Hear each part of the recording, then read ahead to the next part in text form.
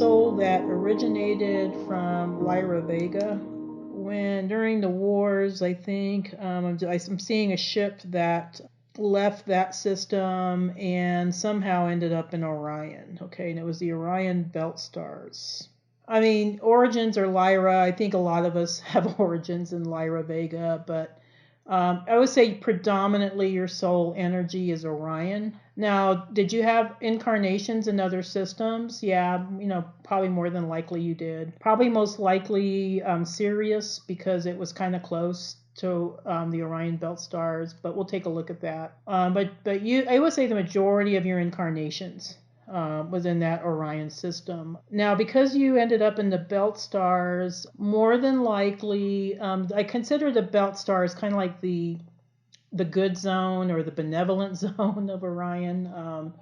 So they had a lot of diversity, but the beings there were more focused on obtaining peace and not so much on, trying to resist being part of the reptilian empire. So if you were to take a look at Orion, Orion's a huge constellation. It's got, so I call it kind of like the melting pot of the galaxy, because there's so many different types of beings that ended up, settling in Orion.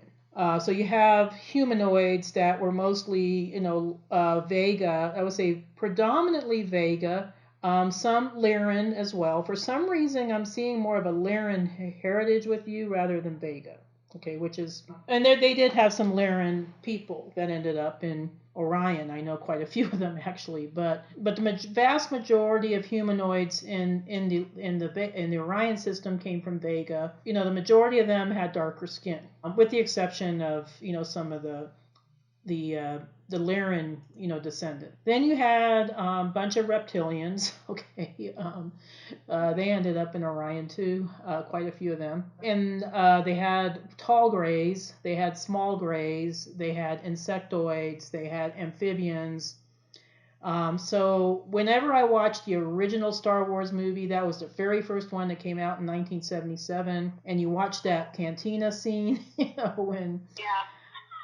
When I see that part of that movie, I just start laughing, because I say, "Oh my God, that was so Orion." It was just like a hodgepodge of these different types of beings, and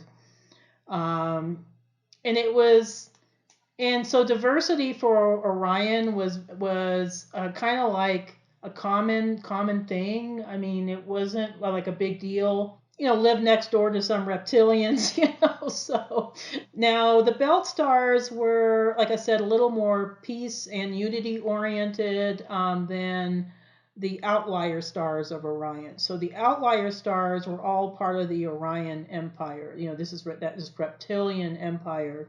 So all of those stars, like Rigel, Betelgeuse, Bellatrix, all of those were reptilian outposts or gray alien outposts. Some of them were insectoid outposts. So it wasn't a really great place. And I do know some starseeds that have spent lives in Rigel. Okay, it wasn't. Oh, wow. Yeah, it wasn't a great place to be if you were human. So more than likely you were working for the Empire or were a slave. So it was pretty bad, in those outlier star systems.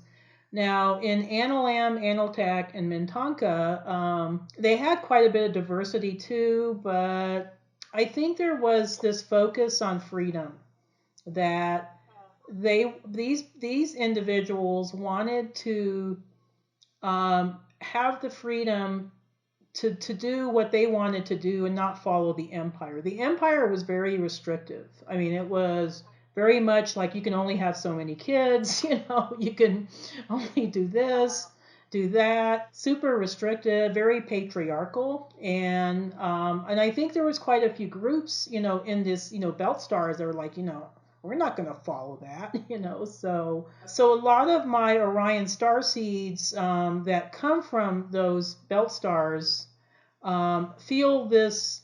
It's like almost like their mission to achieve unity consciousness. A lot of them incarnate on Earth in order to help bring help overcome the duality consciousness that we currently have here right now. So a lot of them end up becoming like mediators, and they work, you know, maybe as attorneys, or those types of fields, because they want to see the laws change and see things, see the system change. And I just noticed your birth date. You're a Libra, so you're always trying to achieve that balance. You know what I'm saying? So. Yeah, trying to be diplomatic.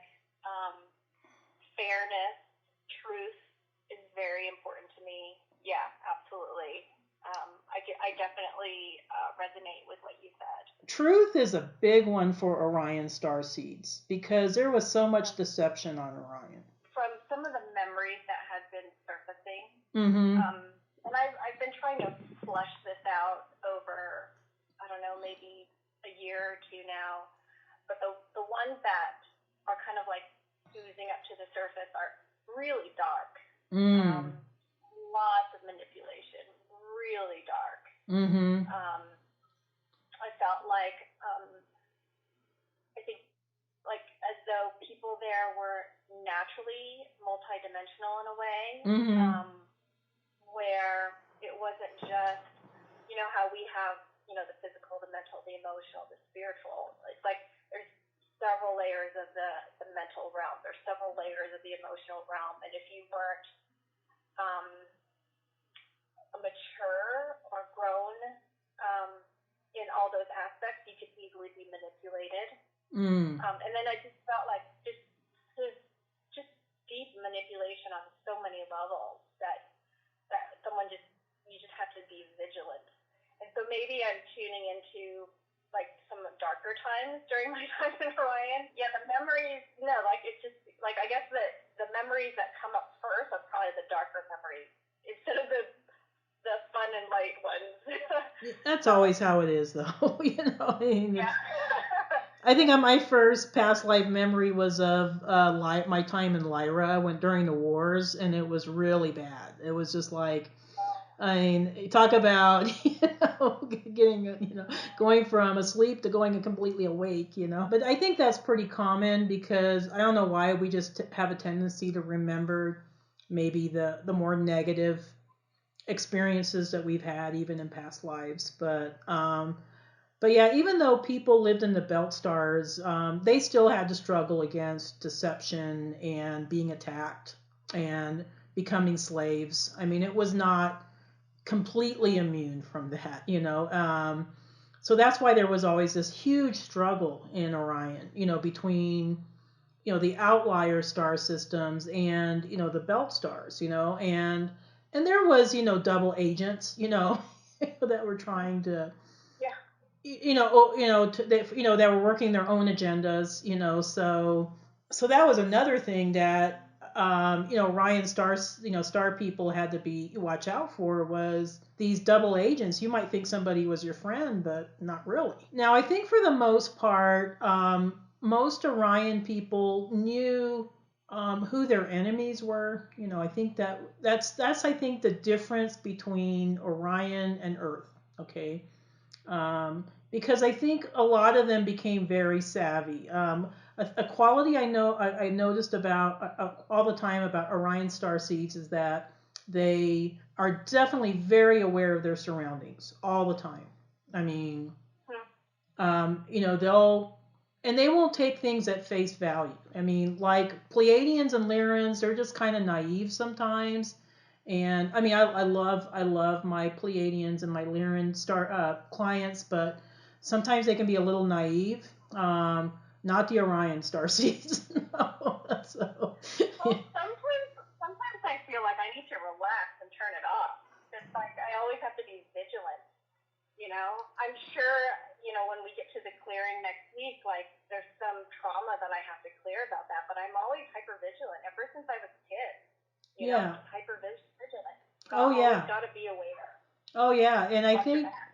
and I think that was because of your Orion past lives. I mean, even though yeah, you probably had most of your lives in the belt stars, there was always some point somebody could abduct you and There was a lot of human trafficking in Orion. A lot of people don't realize that, um, but they weren't just trying to steal resources and provisions. They were stealing people for the slave camps of Rigel. So so so I think it was always like you had to watch. You always had to be kind of hyper vigilant of well, what's you know do I really know this person? Can I trust them? So and it's not to say that Orion people inherently have trust issues, but some of you guys do. I mean, I think it's another quality I notice is that Orions are very vigilant about the truth. So a lot of them end up becoming truth tellers or whistleblowers. They're very focused on exposing deception. Okay.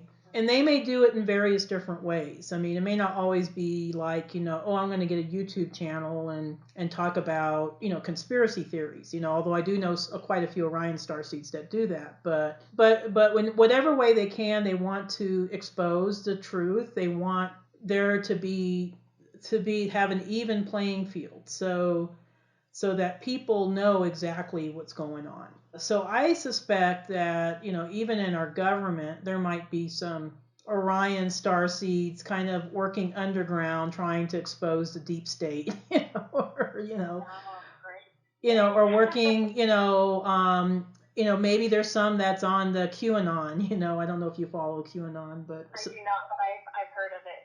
Yeah. yeah, so so I think there's there, and I think that's what they're doing, that because they dealt with all of that in Orion, and they want to do the same thing for Earth. I think a lot of them tend to be very creative. I mean, I don't know what you do for a living, but I think resources were scarce in Orion. They had to become very resourceful. Yeah, I'm definitely very resourceful, so that's very interesting. I guess that's where I get it. Yeah, you got it from your home star of origin. Yeah, so kind of what I was seeing, I saw this flash in the records. In your initial lifetime, and I'm seeing more Lyra with you, not Vega. So what that tells me is that you have more of a Father God consciousness orientation. So it just means that your skills, you're more of an outwardly focused person. You're probably maybe more outgoing than, say, a Vega starseed. And it's not to say that you can't do healing, but probably your focus was more on other things. A lot of Lyrans really enjoy working with plants and animals, so I don't know if that's something you're into, or feel a connection with them of some sort. Yeah, I do have a special connection with animals.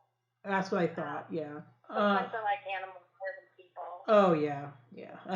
That's Yeah, I think a lot of us starseeds feel that way. We're just like, you know what? I'll just be in the corner petting the cat and the dog, and yeah, and you guys can do whatever you want to do. So no, I think you, from what I've seen, somehow I think your starship was supposed to head to Sirius, but somehow it got circumvented by some draconian starships that were kind of laying in wait. So you guys had to kind of change routes. You ended up, I think, in Analtac. Okay, so that's one of the belt stars. So that's where initially your group decided to settle, okay, to make their settlements in Analtac. Analtac's one of the belt stars. It's the one, I think, that's kind of towards the left, I think, if you were to look at it straight on. But what I'm seeing is you had lifetimes in not just that star system, but in all three of those stars systems. So I think you had lifetimes in Analam, which is the middle one, and then I'm seeing Minnetonka. I think you liked Minnetonka the best. Minnetonka was a very special, star system. I have memories of Minnetonka. Okay, so Minnetonka they consider it a gateway to other universes, which I didn't know this until recently. I did some research on it. I was like, wow, this is kind of interesting. And it was kind of like a sister star system to Arcturus. Wow. Yeah, so it was used as kind of a gateway between Arcturus, which was the gateway of souls, or the star gate of souls, to Minnetonka, and then it connected to the Orion Nebula. Okay, so the Orion Nebula is considered to be the home of Source and the angelic realm. So Minnetonka, I think more so than the other two belt stars, was a little more protected. And it was considered, and I don't know why nobody else talks about this except me, but the Mintonkans were very well known for their hospitality. So space travelers knew that if they were in the Orion system, that the place to go to get rest and to be safe would be Minnetonka. Okay, because the Mintonkan people were very community oriented. You know, they wanted to not, and it wasn't to say they weren't checking out their visitors, okay? Because they remember I told we were talking before about the hyper-vigilance. You know, they were checking them out. You know, but they wanted people to feel welcome. You know, so they must have been quite a few little Mintonkan bed and breakfasts or inns or maybe a Motel 6, you know, so you know, so but that was what they were known for. They were known for their hospitality. So, you know, so I would say if, you know, you were in the Orion system, that was the place to go to. But I think the Mintonkans were not stupid, okay? They weren't like naive about even receiving guests. So I think they had ways to check them out to make sure that they were who what they were saying they were. And I think for some reason, maybe it was the connection with the Orion Nebula, they did have a certain protective quality that you didn't see in the other star systems in Orion. A lot of Orion Mintonkan people were very creative. Even my Orion starseeds from that system feel like they want to express themselves through maybe, you know, doing some sort of arts and crafts. I know a couple of people that like to make jewelry. They like to repurpose things a lot. I think that's part of that Orion resourcefulness.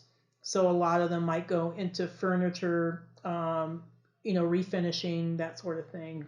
But it was a special star system, and I think even though you started off in nanotech, I think eventually when you were starting to incarnate in Minnetonka, you felt it was the first time you felt some hope that, okay, maybe we can get Orion to unity consciousness, because that was the first star system that had achieved that in the Orion system.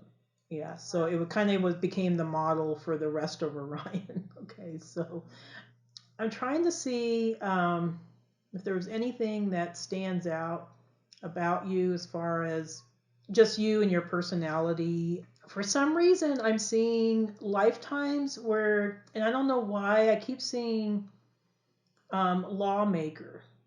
Okay, and I don't know why. I'm not saying that you're an attorney in this lifetime, but I think in your Orion lives, you were involved with administration at times. You would serve on some of the Orion councils, you know, so that was something that you did.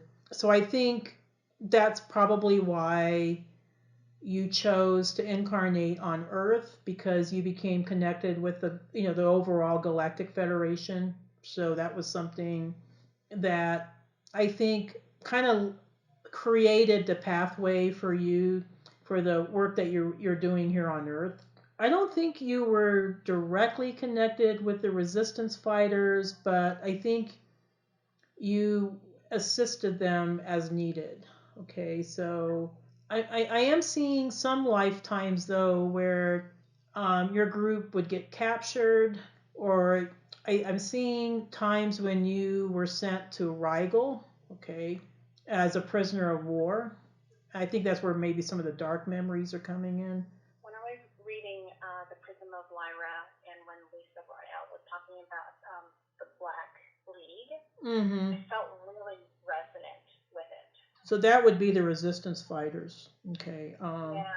So you probably did do some work with them. I think this was in earlier lifetimes. I think when you were going more towards Minnetonka, that was when you were doing more council work. I think your role shifted, or as a soul, you felt like, I'm ready to have different types of incarnations. If you were an Analam and Analtac, more than likely you were probably part of the Black League.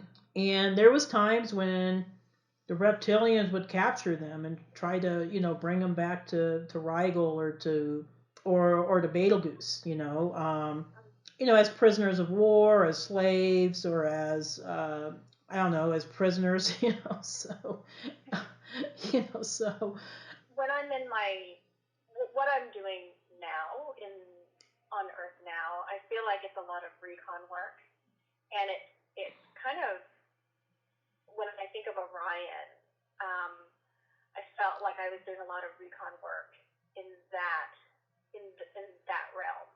And when I talk about recon work, it's as though, like, yeah, I have this physical body and this persona that we call Diana here on Earth, yeah. and I work in finance. I'm a head of finance at a startup company, and I have people around me that kind of go to me for guidance. But it's kind of like the platform where people can meet me. But really, I have like a larger mission, whatever that mission is. Oh, And so I absolutely. kind of Yeah. felt like in Orion, one lifetime during my QHHT session, I was a teacher. Mhm. And sure, I'm teaching these kids, but I'm also inside the system doing recon work. It's as though Yeah. you're kind of like holding a place, eyes and ears open, and Oh, you're feeding absolutely. information to, Yeah. and then I would die in that lifetime. I do remember one lifetime I was a diplomat of some sort on a Yeah, ship that's the ones going I was talking between, about, where you were yeah, doing more council work, or you were yeah, which connected with didn't the end Orion. well. Yeah, yeah, yeah, absolutely. Yeah, yeah, I think that was pretty common in Orion actually. If you're a part of the Black League, and you may not necessarily be a soldier or a fighter, but you were like a spy, so. Mm. So yeah, you may be a teacher or a craftsman, or I don't know, maybe I don't know, whatever, maybe a mechanic, but you were always keeping your eyes and ears open to hear about, okay, who's talking about what, and what are those beings over there? What are they about? What are they talking about? So. And I think that was pretty common there. I think that happened a lot. Sometimes people, these recon folks, as you call them, were unfortunately captured and killed. I mean, Oh, because wow. the Orion Empire also had their recon people. Okay, um, so there, so it was constant conflict there. So Orion starseeds, I think, are very much used to dealing with duality consciousness. They have no pretenses about it. They know what it's about. I think for you, those lifetimes that you had all came together to get you to the point where you had your lifetimes in Minnetonka, and then was able to influence as a diplomat. You were able to visit other star systems in Orion and start trying to convince them that, it's a lot easier, it'd be a lot better if we can all, unify and coexist rather than constantly be fighting with each other. So your lifetimes in these other star systems helped you to develop the role that you played in Orion, and the role that you're going to be playing in this lifetime. Okay. Oh, wow. So it's just, you were kind of going through the soul evolution that, okay, I had to have these, random lives, doing random things in order to understand duality consciousness. But But then I started having incarnations where we were able to get Orion to achieve the Orion light, as Lissa Royale Holt would call it, and I call it that too.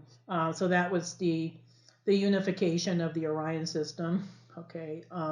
Now, when that happened, there was some negative Orion factions that escaped to Earth because Oh, okay. yeah, so it wasn't like everybody got on board. Okay, so I think there was some people that just wanted to stay in power, so they ended up going to Maldek or going to Mars or Earth, so that's why we had kind of the negative influences on Atlantis and on these other cultures here on Earth, because these negative factions didn't want to be part of the unification.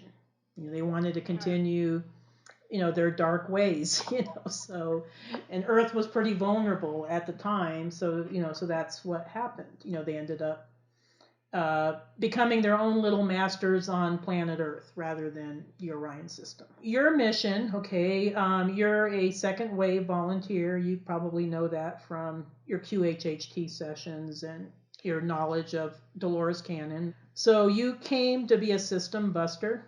So you are, I would say, call it true indigo. In my categorization, the indigos I think started coming around the 70s.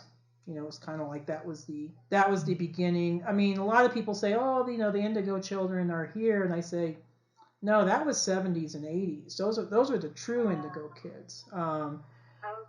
Yeah, the kids that are being born now are crystals and rainbows. Okay, so they're not they're system builders. So you're one of the kind of you kind of have a rebelliousness about you. Like if there's a bad system, I'm gonna bust it.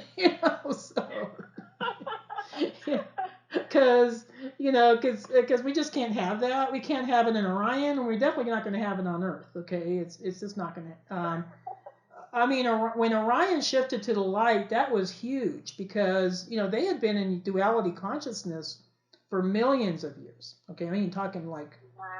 Millions millennia. of years. Yeah. So Wow. when they finally shifted to the light, I think there must have been a big galactic party. I mean, it was just kind of like, oh my gosh, finally we got Orion on board. So they're the newest members of the Galactic Federation. But now it's Earth's turn. Okay, so now we're looking at Earth and we're thinking, you know what? Earth is really behind. They were supposed to be in fifth dimension, and there's still a lot of conflicts and deception and enslavement on Earth. So I think a lot of Orion starseeds thought, you know what, they've only been doing this for maybe 100,000 years, since the fall of Lemuria. So it should be a piece of cake, right? So, it's like no, it doesn't work like that. I think I laugh when I say this, but Earth is actually worse than Orion. It was way worse. As Oh, bad wow. as bad as Orion was, and Orion was pretty bad. Earth was Yeah. even worse. Earth was worse because there's so many ignorant people. I mean, people are just not even Oh, right. Yeah. consciously aware that they're enslaved. At least in Orion, they knew that when they were enslaved. They knew. Like I said, they knew who True. their enemies were. But on Earth, they didn't know. They people think, oh yeah, I'm free. It's like, no, you're not. You're part of the Matrix. So, uh, No kidding. Oh, my. and Section's not. Yeah. Mm-hmm. so you and I mean, probably not so much you, but I worked in government for quite a few years, so I always felt like, oh my God, I'm stuck in the matrix. I need to get myself out of this matrix. I think you and I we have to do this 3D work in order to understand the system that we're trying to overthrow. So when you were telling me that you kind of feel like you have this Earth avatar where you're a finance director or manager, that's your Earth avatar. So that's just what the role that you're playing. But your true mission is to understand the system so that you can break down the system, make changes. And I think rather than the way they used to do it in Orion, where they were fighting against the Empire, we're going to do things differently on Earth. So we're not going to be actively, creating riots or anything, but I think we're going to kind of chip away at it through changing the way things are done. Okay. Like changing it from within. Yeah, exactly. Yeah. It's interesting that you're in finance because a lot of Orion starseeds, because they're Vega, it was a Vega-based society, they tend to be very practical. And the Minnetonkan people were very good with budgeting and finance. I don't know why, but Oh, how funny. yeah, isn't that kind of crazy? Yeah, it's like a lot of them, I mean, they knew what it took to run a business. So they're kind of similar to Syrians, where Syrians also have that quality where they're very practical. And I think they had to be, in the Orion system. It wasn't like being on the Pleiades where you could, just follow your bliss, in the Pleiades. In Orion, they didn't have any following your bliss. It was like, it was like, there was stuff that had to be done and, people that had to do it, so it was, kind of like here on Earth. I had my son pretty early. I had him when I was 19, 20. And so even though I always thought I'd be, an art historian or I do paint. So when you were talking about being creative, I'm musical. And I have a very philosophical side to me. But, being a mom and then being a single mom most of his life, I just had to be practical. And so I could be very practical. I could be very resourceful. I could be very practical. But I also have a very creative side to me. And the funny thing is, like, I've tried to leave corporate finance I've tried 3 times where I've taken a year and a half break, 2-year break. And then I always go back. It's as though I wake up one morning and it's as though I had some type of dream that said, nope, you're going back into the finance world. And then I look for a job and immediately within the week I get another job in finance. I guess that's just, part of the Recon work or just part of what I needed to do at the time. And I do see that the work that I do in my finance career kind of helps me build a type of know-how in the multidimensional realms where it's on character development, where then when I sit in meditation and I intend certain things, it's as though my will is stronger, my intention is stronger. So it's not that, like there is a bleed through. Like, the things that I learn in finance does kind of like translate over to my spiritual will. I think maybe maybe the reason why you keep getting these finance jobs is because the monetary system needs to be changed somehow. It definitely needs to be changed. Yeah, in so many levels. Like let's do away with taxes. I don't just I know this. I know, right? Yeah, I mean, or interest rates, or I mean, it's just, Right. I mean, it's all this complicated stuff that people on Earth are into, but I think maybe part of your mission is to understand the finance system in order to change it from within. And like I said, it may seem like, okay, what am I supposed to do? I'm just one person, but I guarantee you there's other people that also work in similar positions as you that are also doing the same thing. Like, okay, maybe it's going to shift on a vibrational level, or maybe, I mean, it's like I almost see things are going to start changing this decade. I think that's kind of the trend I'm seeing in the Akashic records is that, and it's not going to be like as dramatic as we would hope, but I think it's going to be like pushing a domino, and then it's going to start hitting all the other dominoes. Yay. And then it's going to be like one thing will lead to another thing, and another thing will lead to another thing, and then this little change will will create a bigger change, and I see it kind of working more like that than some massive big event. Okay. I know a lot of people talk about the event. Um, I don't believe there's one big event. I think there's going to be a series of a lot of little events that'll lead to, the ultimate ascension, or the evolution. So, as far as yeah, I kind of feel like I'm barely scratching the surface. There's so much I'm seeing as far as your lifetimes in Orion, your lifetimes on Earth. I almost feel like we barely have time.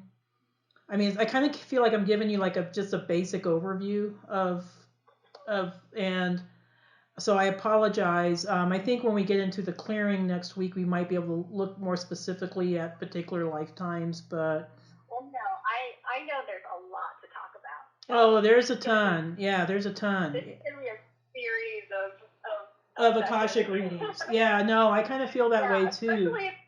Yeah. especially if if like I want to dig in deep into a certain lifetime or a certain star lineage. I think we can spend a whole session on like one realm. Oh, I know. It's kind of crazy because I have several clients that I think they book like a Akashic reading like once every quarter, or just because they have such multifaceted past lives that just one Well, Akashic and I think reading doesn't quite do it.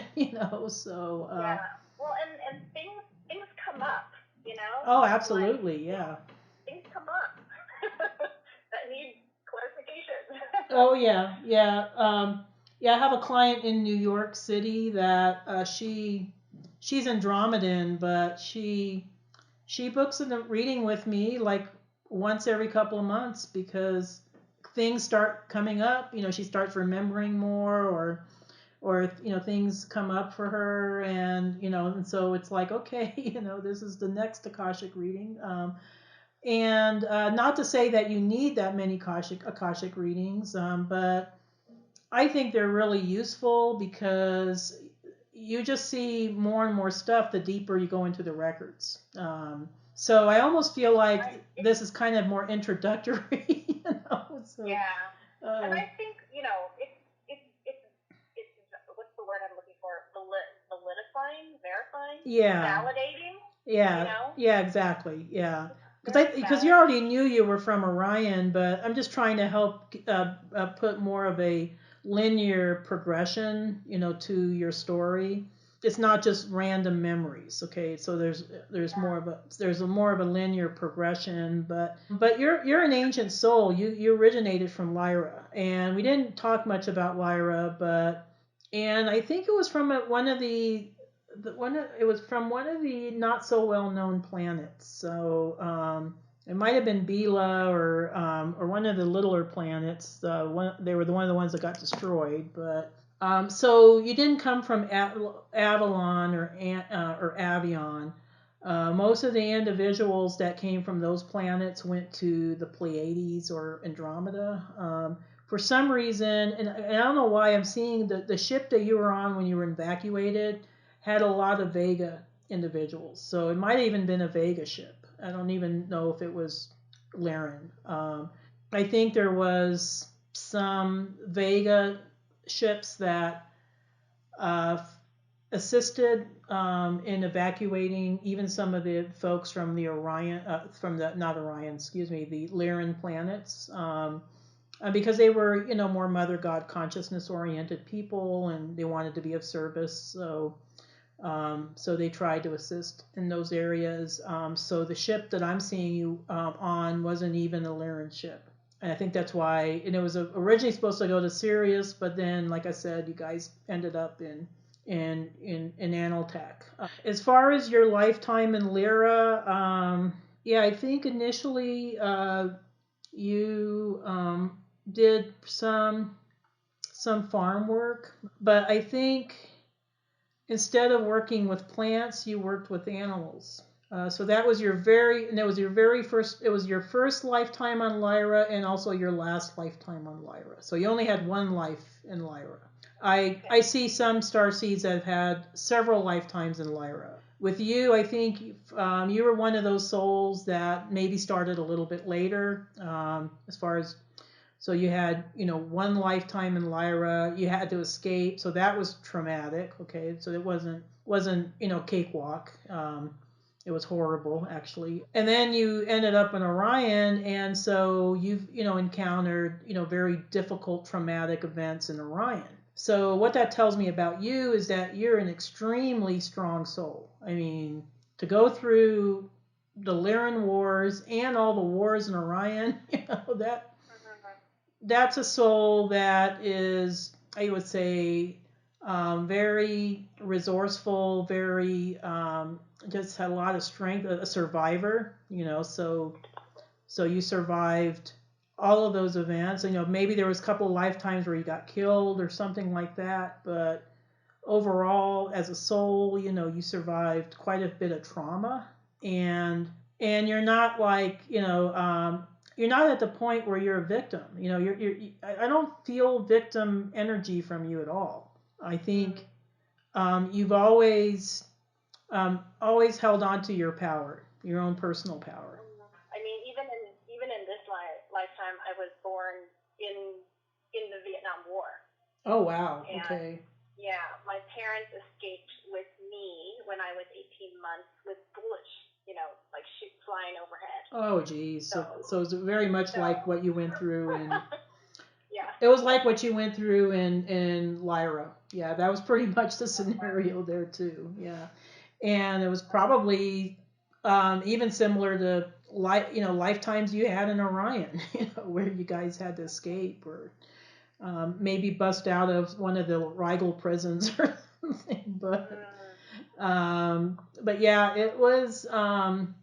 So you've gone through a lot of trauma, but the beautiful thing about Orion Starseeds is you guys are always really optimistic. And I think and another good quality that you all have is that you carry a lot of humor. You use humor to deflect, maybe some of the pain or suffering. So a lot of Orion Starseeds like to crack jokes, or or even if it's just to make their friends and family laugh, but because it just I think provides some comic relief, to bad situations. I just see this quality of you of just this great strength. No matter how bad things get, you're going to overcome it. It's going to be better. And now you're living in beautiful California. So you ended up in a good place. Yeah. Do you have any other questions that I haven't answered yet? Next session we'll get deeper into other specifics, so I don't want to start anything new right now. Gotcha. Okay. As far as you coming to Earth, I think I'll end with that. I think a lot of it had to do with the project you were working on in Minnetonka. Minnetonka was the beginning of the great unification, of the Orion system. A lot of us were involved with that project, so it wasn't just Orion people. It was also quite a few Arcturians that were involved with that project. Maybe some other beings from other systems, but because you had accomplished that, it was like you were a shoo-in to work on Earth. It was almost like you already knew you were going to be asked, so it was kind of so it wasn't like you volunteered. I think you were asked. I think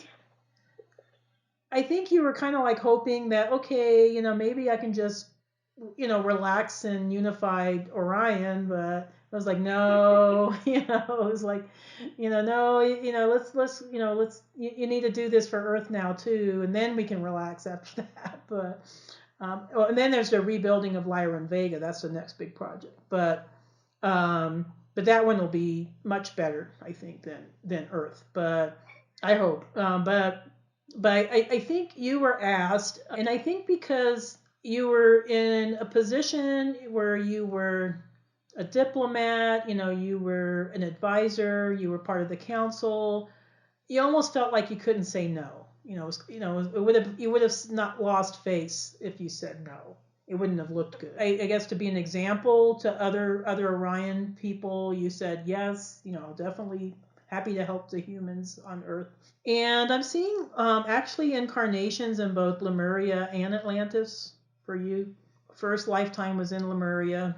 I think Atlantis was more impactful though, in good ways and bad ways. Okay, so we'll have to talk about that another time. But and I'm seeing lifetimes just in various random parts of Earth. I'm not seeing hundreds of lifetimes, but I am seeing quite a few lifetimes on Earth. But it's interesting because even though you've had lifetimes on Earth, I think you still have this feeling that this is not my home. This is not, I don't feel connected. Like I get some starseeds that love Earth.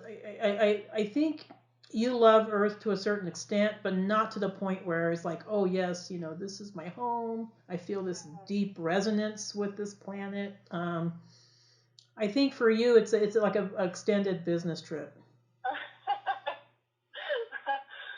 Yeah. Yeah, I mean, I do love Earth. Kind of like I love a town that I go and visit for holidays. Yeah, but I don't feel like you see Earth as being your true home.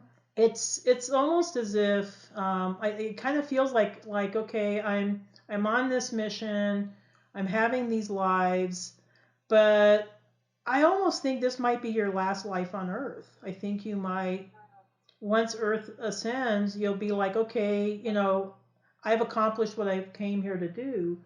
So I don't even see you choosing to incarnate in fifth dimensional Earth because your mission will be finished. Okay, there's no reason for you to incarnate on Earth after this lifetime. Okay, so yeah, well, that's really weird. That's very interesting that you say that because when people talk about 5D, I'm just like, okay, it doesn't. I mean, I guess I should be more excited about it, but it never really resonated with me. Well, that's because you had lifetimes where you were higher than 5D. So 5D is no big deal, I mean, it is for Earth people, but it's not really a big deal for those of us that came from higher dimensions. It's kind of like, okay, I don't have to live in 5D. I want to help Earth get to 5D, but doesn't mean I have to have a whole lifetime in 5D. I think when you go back to where you came from, you're going to be higher than 5D. It's to you, it's kind of like okay, it's just part of a mission. I think when you start having your lifetimes, maybe assisting with the rebuilding of Lyra and Vega, that's going to feel more like there's going to be a more of an emotional connection there. Yeah, that sounds exciting. Yeah, I hear you. I can't wait to be part of that. So yeah, that's definitely going to be exciting. Hopefully without the Draco element. Okay, so we don't need to go through that again. But yeah, but yeah, we'll have Lyra and Vega without Draco. Okay, or at least without their their influence. So thank you so much. This has been fantastic. Oh, thank you. I'm really happy to see more Orion starseeds getting readings and connecting with who they are and what they're here to do. So you're here to do big work. Thank you so much. It was a true pleasure doing this reading for you. I feel like I may have even known you in Minnetonka. So yeah. So you're so easy to talk to. Oh, so thank you. Thank you so much. Oh, thank you. I appreciate this connection so much. Thank you. Thank you for everything that you do.